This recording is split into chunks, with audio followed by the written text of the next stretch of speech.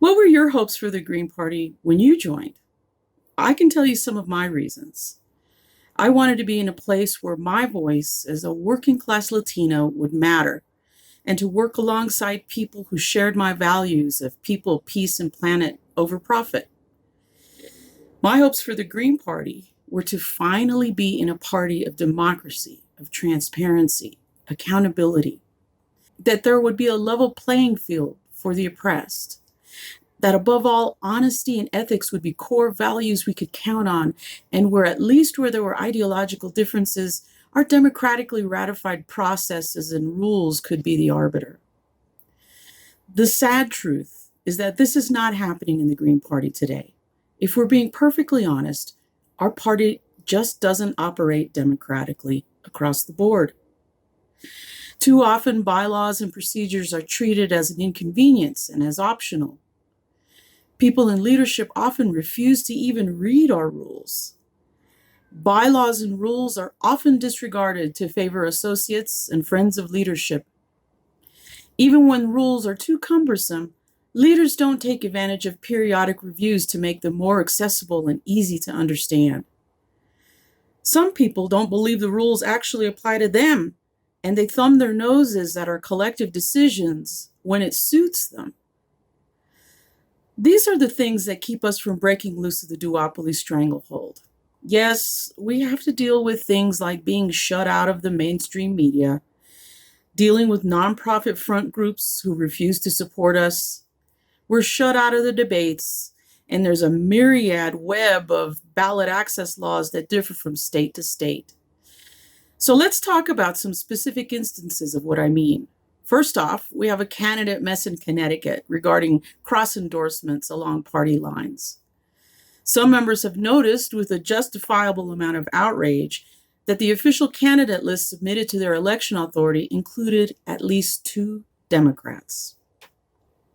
The Green Party of Connecticut's bylaws state basic requirements for nomination or endorsement of any person for candidacy to public office by the Green Party of Connecticut or any element of the Green Party of Connecticut are that the candidate, for example, is registered to vote or has officially applied to be registered as a Green Party member in his or her town of residence.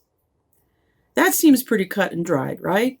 But the argument that some are using for this naked violation of their own rules is that because these candidates come from a local chapter, the state party bylaws don't apply.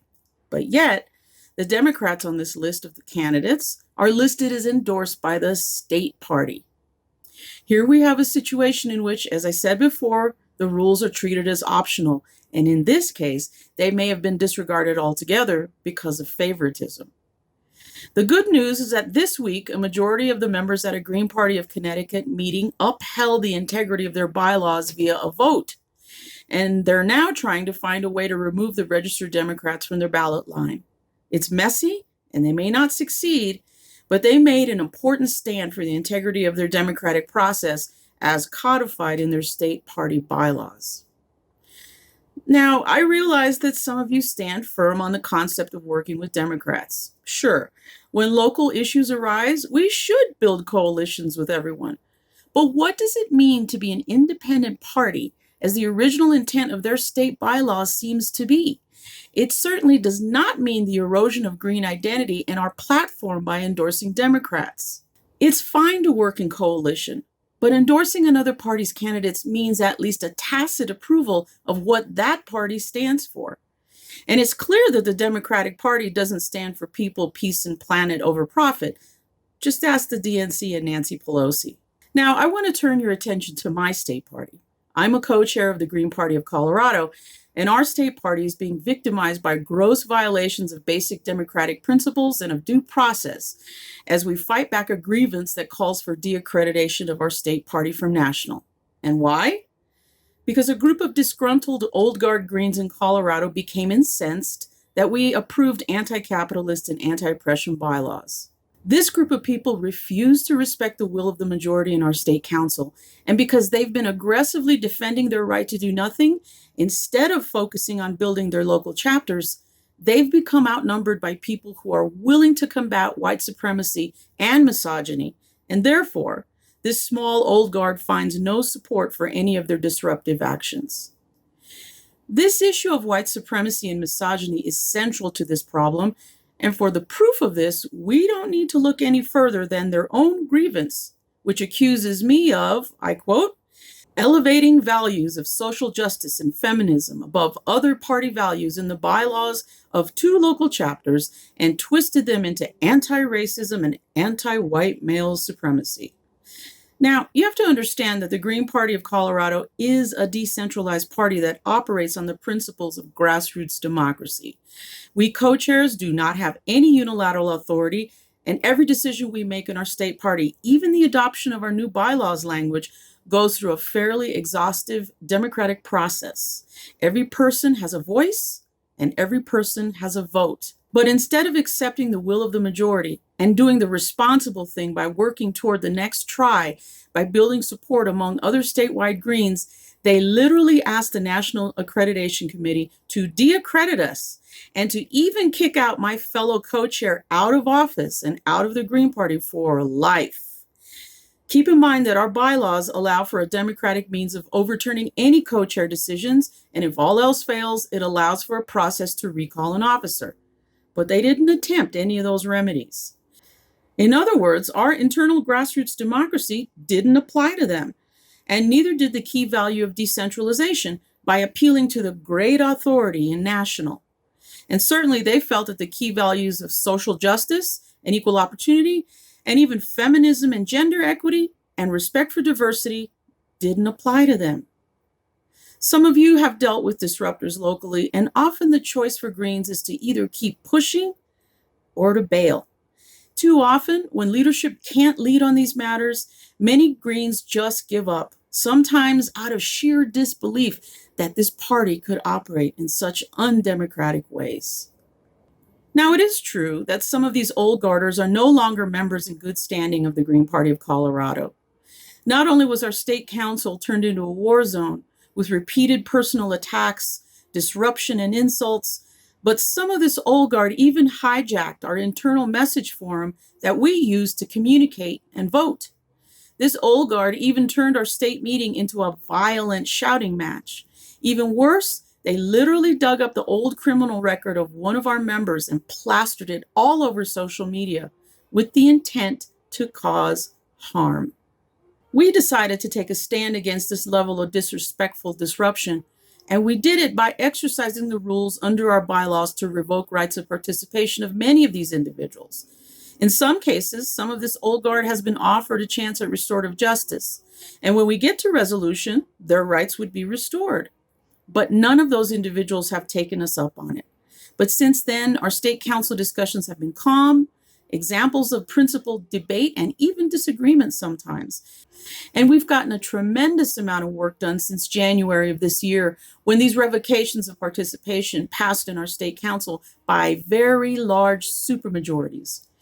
I myself, as a co-chair, do not have the power to unilaterally ban anyone from the Green Party of Colorado. I think that if many of you are honest with yourselves, you've considered leaving party work too, when this type of disruptive and disrespectful people dominate your organizing space and turn your party into a war zone. Colorado may be one of the very first to take these problems head on, and we did it in a painstakingly democratic process. Now, I understand that many of you stand by the consensus process that many states use. So do we. Colorado is a consensus-driven state party.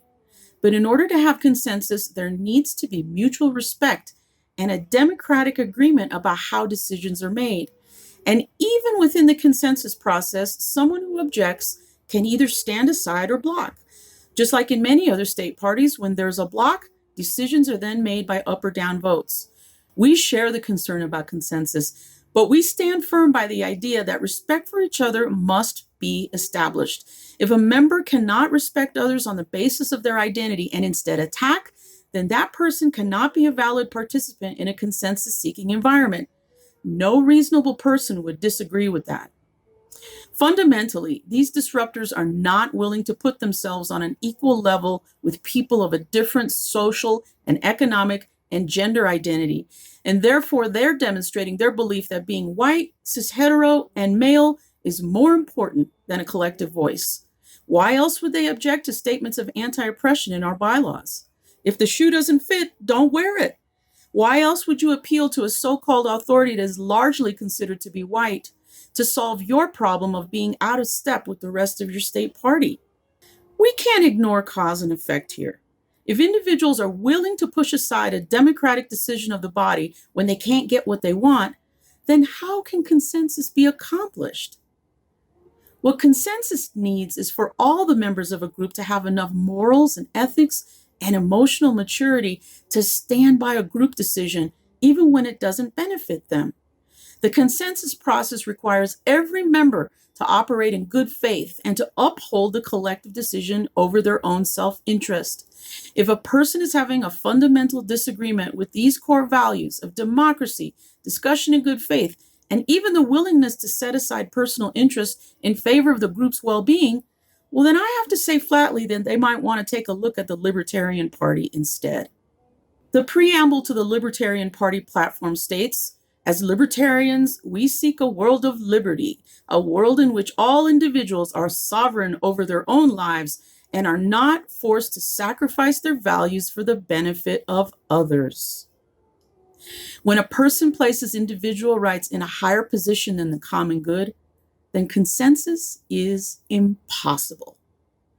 Instead, our state party has chosen to operate under the wisdom articulated by Lila Watson, an Aboriginal woman living in what is now considered to be Australia, and whose core ethic is about collective democracy that is so strong that she's not comfortable being credited for something that's been born out of a collective process.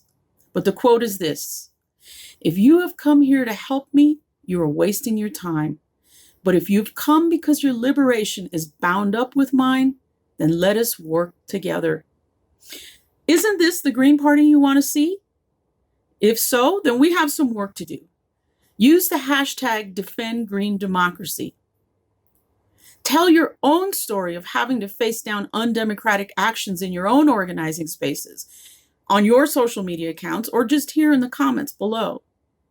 Say no to bullies in your own state or local party. Now, is the Green Party the party of people, peace, and planet over profit?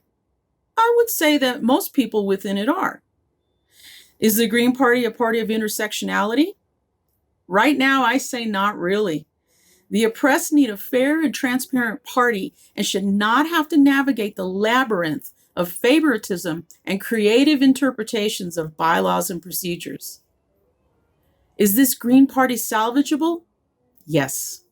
If we get clear on our values and commit to democracy, even when it's hard and even when we lose. We cannot hope to change the system dominated by oligarchs when we're operating in the same ways. How are we better than the DNC if we can't even assure ourselves that much?